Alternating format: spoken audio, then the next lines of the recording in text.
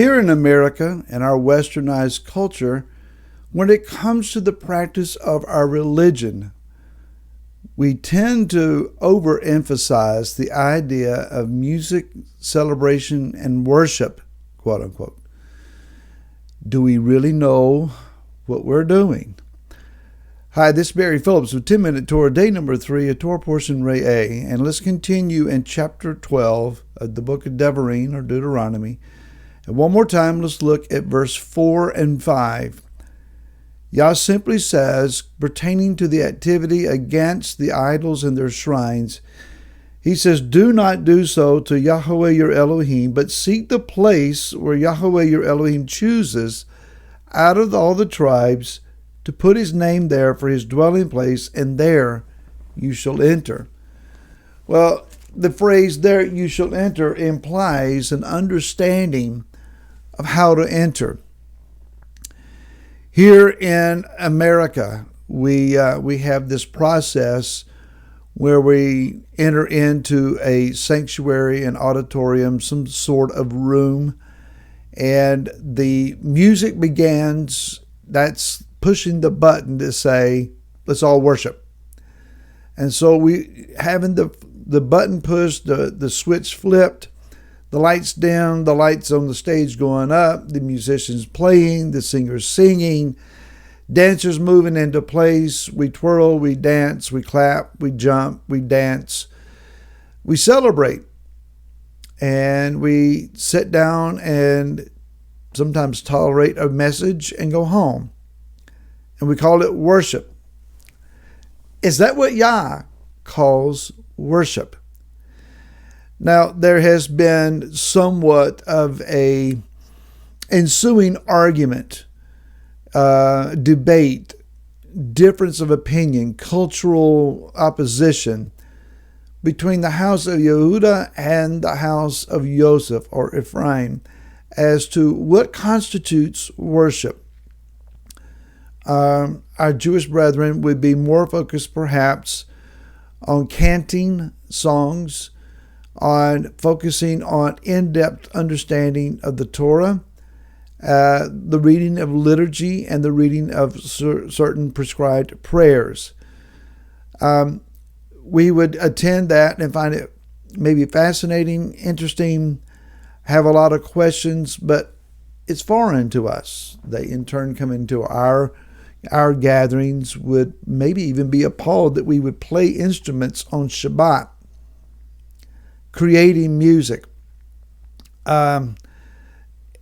Cultural differences, or is one closer to what Yah is wanting than the other? So the pattern that Yah has given to us is very simple. It's laid out in the protocols of the tabernacle. We are to move through the gate of thanksgiving to the altar, to the basin, to the menorah, to the table, to the altar of incense, to stand before the veil and speak toward the mercy seat, the Ark of the Covenant. Somehow those protocols get overlooked and we overemphasize one or the other. Yah spoke to me some number of years ago when I was crying out to him as the leader of a young, fledgling congregation, still trying to figure out where our way was, what it was that we were supposed to be doing. Still trying to figure out how to get rid of what we came out of without recreating what we came out of. And I asked him the question, Father, you said to me, do not recreate what you come out of. What does that mean? The word that I received from him in prayer was purity of heart, for which I was completely befuddled. I thought he meant mechanics. To which his response was to me, as I heard him speak, son, I can bless mechanics, but they must be done with a pure heart. Now, I've had to learn over the years that Yah makes allowances for our cultural approaches, our differences of mechanics, if purity of heart is involved. But at the same time, he has laid out the tabernacle process for us and seek those who will follow him in it. So when a church congregation employs a choir and a special song and an offering and a sermon and a prayer time, that is indeed a means of approaching the Most High, and I can well remember being received of him. One standing and canting scriptures and reading liturgical prayers and readings of the sages and discussing the Torah, that is also an act of worship because the purity of the heart is involved. So it's not an either or, but Yah is calling to us. What he doesn't want is that we would treat him the way the pagans approach their idols, which is to seek to appease them. The mindset of those who bow before idols and worship false gods is that we have to somehow approach them with an offering, with food, with blood, with animals, with rituals, in order that the demon behind the idol is not angry with us, withholding rain on our fields and cursing us with some sort of devious superpower plot to destroy our lives. Yah's not looking to be appeased. He's looking to be honored, glorified, exalted, magnified, worshiped, loved, to have relationship with us.